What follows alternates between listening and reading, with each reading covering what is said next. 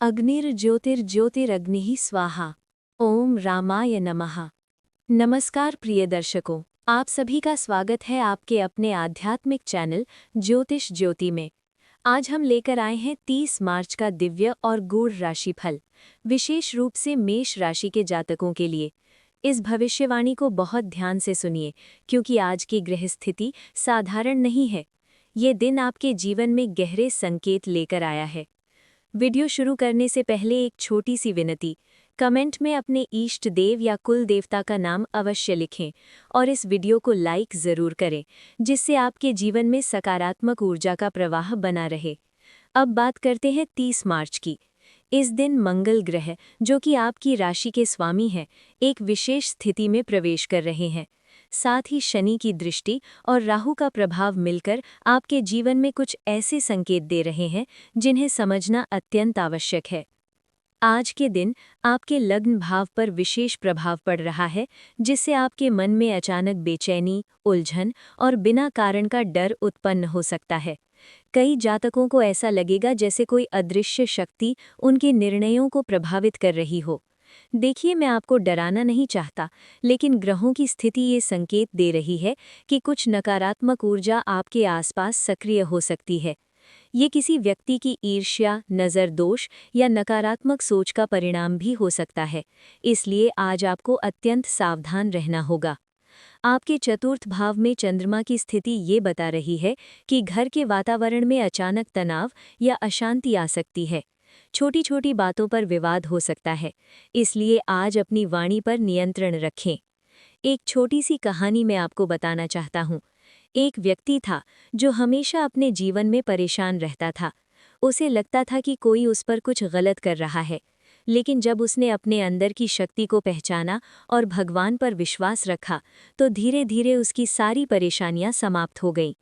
इसी तरह आपको भी समझना होगा कि सबसे बड़ी शक्ति आपके अंदर है। अगर आप सकारात्मक रहेंगे तो कोई भी नकारात्मक ऊर्जा आपका कुछ नहीं बिगाड़ सकती। अब बात करते हैं पंचम भाव की। ये भाव आपके प्रेम जीवन और बुद्धि से जुड़ा होता है। यहाँ पर शुक्र का प्रभाव बता रहा है कि प्रेम संबंधों में थोड़ी दूरी या गलतफहमी आ सकती है, लेकिन अगर आप शांत रहकर बात करेंगे तो सब ठीक हो सकता है। छात्रों के लिए ये दिन थोड़ा चुनौतीपूर्ण हो सकता है, ध्यान भटक सकता है, इसलिए सुबह उठकर ओम गंग गणपतये नमः का 21 बार जाप करें। इससे एकाग्रता बढ़ेगी। अब सबसे महत्वपूर्ण बात, अष्टम भाव। ये भाव रहस्यों और गूढ़ शक्तियों का होता है। यहाँ पर राहु की स्थिति ये संकेत देती है कि कुछ जातकों को अजीब सपने आ सकते हैं या अचानक डर महसूस हो सकता है।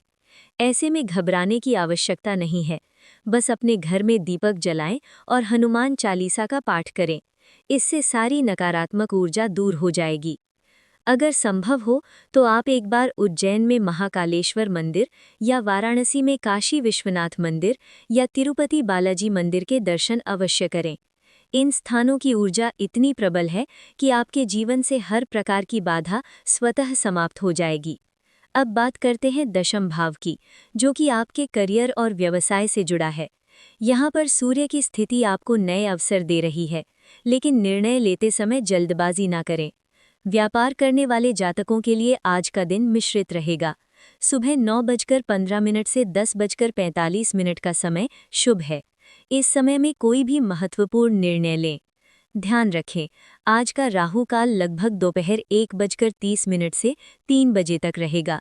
इस समय में कोई नया कार्य शुरू ना करें। यमगंड काल सुबह 7:30 से 9 बजे तक रहेगा। इस समय भी सावधानी रखें। अब मैं आपको एक बहुत महत्वपूर्ण बात बताना चाहता हूँ। आपके जीवन में जो भी समस्याएं आ रही हैं, वो किसी बाहरी शक्ति से ज़्यादा आपके विचारों का परिणाम है। आप रोज़ सुबह उठकर ये कहें, मैं शक्तिशाली हूँ, मैं अपने जीवन का निर्माता हूँ, कोई भी शक्ति मुझे रोक नहीं सकती। विश्वास मानिए, ये आपके जीवन को बदल देगा। आपके सप्तम भाव में स्थिति ये बता रही है कि विवाह या संबंधों में थोड़ी परीक्षा का समय है, लेकिन ये समय आपको मजबूत बनाने के लिए आया है। एक और छोटी सी कहानी।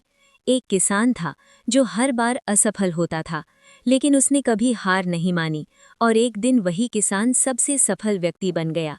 इसी तरह आपको भी अपने लक्ष्य पर विश्वास रखना होगा।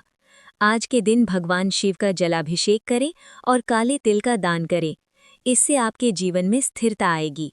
याद रखें, कोई भी नकारात्मक शक्ति तब तक प्रभावी नहीं होती जब तक आप उसे स्वीकार नहीं करते। इसलिए अपने मन को मजबूत रखें, भगवान पर विश्वास रखें और अच्छे कर्म करते रहें।